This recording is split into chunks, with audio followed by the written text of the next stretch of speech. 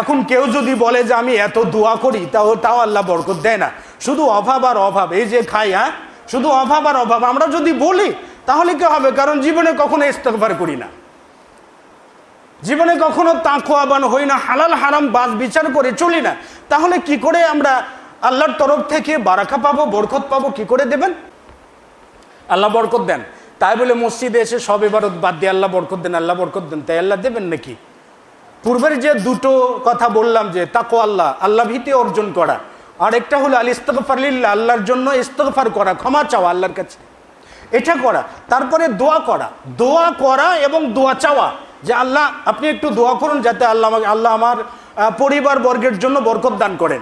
বারাকা, একটা পরিবারের হয়তো দুজন সন্তান রয়েছে, সালাত আদা করে না, কিন্তু পরিবারের কর্তা ব্যক্তি আল্লাহ তাআলার কাছে দোয়া করছেন, আল্লাহ আমাদের পরিবারে বরকত দান করুন। দেখবেন হঠাৎ করে ওই দুইজন সন্তান 5 ওয়াক্ত সালাতি হয়েছে, এটাও বারাকা।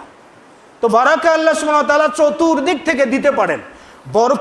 বরকতের জন্য দোয়া করা, এটা আবু তালহা রাদিয়াল্লাহু আনাস বিন মালিক রাদিয়াল্লাহু তাআলা আনহু থেকে বর্ণিত। তিনি বলেন যে আবু তালহা রাদিয়াল্লাহু তাআলা আনহু একটা সফরে ছিলেন, অনেক দূরের একটা সফরে ছিলেন। তো সফরে থাকার পর আবু তালহার স্ত্রী ছিলেন উম্মু সুলাইম। এই উম্মু সুলাইমের গর্ভের সন্তান একটা, তিনি থাকা অবস্থায় সফরে থেকেই মৃত্যুবরণ করেছেন। তো সফর থেকে আবু তালহা রাদিয়াল্লাহু তাআলা আনহু তিনি দেশে ফিরেছেন, বাড়িতে ফিরেছেন। তার সন্তান যে মৃত্যুবরণ করেছেন, তিনি তার সন্তানের মৃত্যুর খবরটা গোপন করেছেন।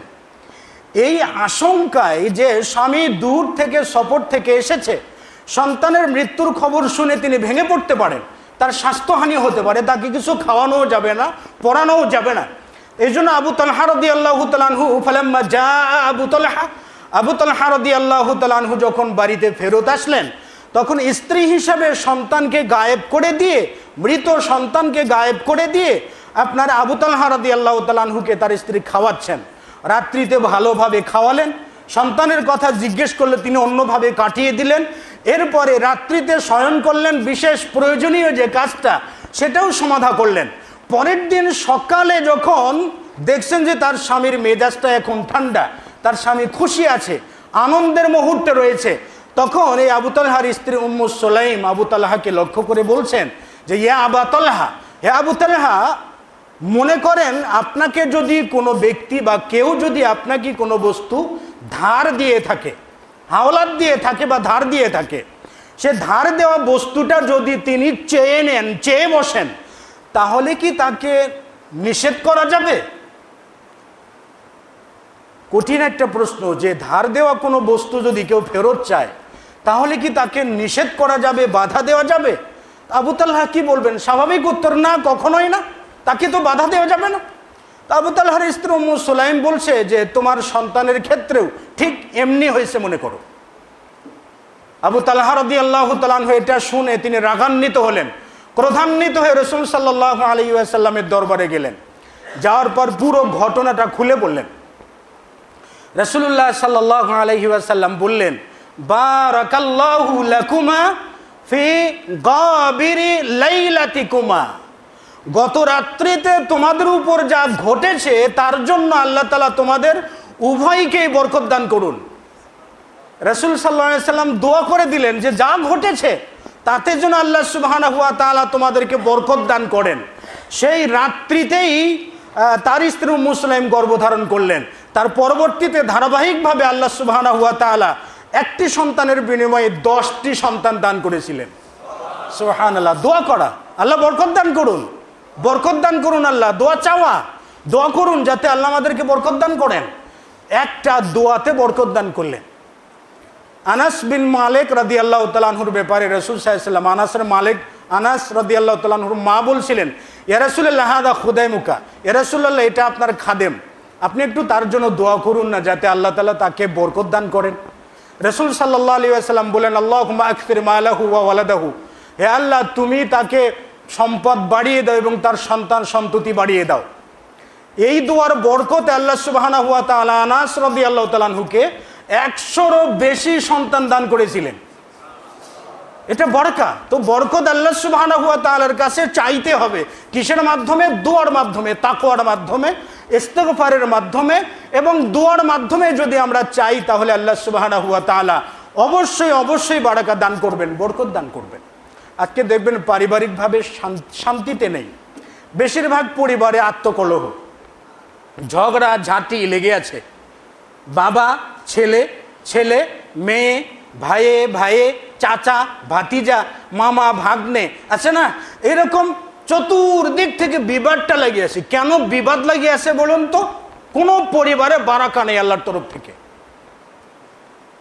বরকত নাই কোনো পরিবারে, এই জন্য অশান্তির আগুন দাউ দাউ করে জ্বলছে।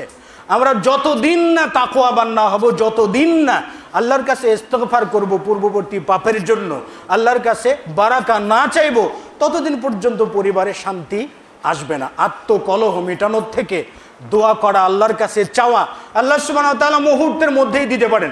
3 নম্বর পয়েন্ট হলো, সেটা হলো সেলাই রহমি, আত্মীয়তার সম্পর্ক বজায় রাখা। এর মাধ্যমে বারাকা পাওয়া যায়, এর মাধ্যমে বরকত পাওয়া যায়। আল্লাহ সুবহানাহু ওয়া তাআলা এর মাধ্যমে বরকত দিয়ে থাকেন। আত্মীয়তা, এটা হলো আত্মীয়তার ক্ষেত্রে আল্লাহ সুবহানাহু ওয়া তাআলা বিভিন্ন জায়গায় বলেছেন, ওয়াবিল ওয়ালিদাইনি ইহসানা ওয়াবিযিল কুরবা, পিতামাতার প্রতি সদ্ব্যবহার করো, আর কাদের সঙ্গে? নিকট আত্মীয় যারা রয়েছে তাদের সঙ্গে উত্তম আচরণ করো, তাদের সঙ্গে সদ্ব্যবহার করো। প্রত্যেকটা জায়গায় যে সকল জায়গায় আল্লাহ সুবহানাহু ওয়া তাআলা ওয়াবিল ওয়ালিদাইনি ইহসানা বলেছেন, প্রায় সে সকল জায়গাতেই আল্লাহ তাআলা নিকট আত্মীয়দের কথা বলছেন। তাহলে সিলায়ের আত্মীয়তার সম্পর্ক বজায় রাখা, আসসিলাতু ওয়ার রহম। রাসূলুল্লাহ সাল্লাল্লাহু আলাইহি ওয়াসাল্লাম বলছেন, মান সাররাহু আন ইয়াবসুতা ফি রিজকিহি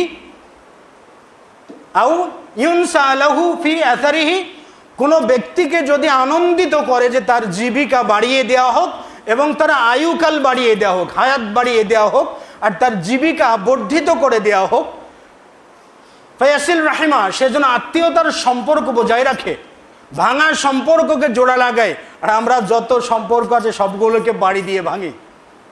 তাহলে সম্পর্ক যত ভাঙবো ততই অশান্তি আসবে, আর ভাঙা সম্পর্ক যতটা জোড়া লাগাবো ততটাই শান্তি আসবে পরিবারে, ততটাই বারাকা নাজিল হবে পরিবারে।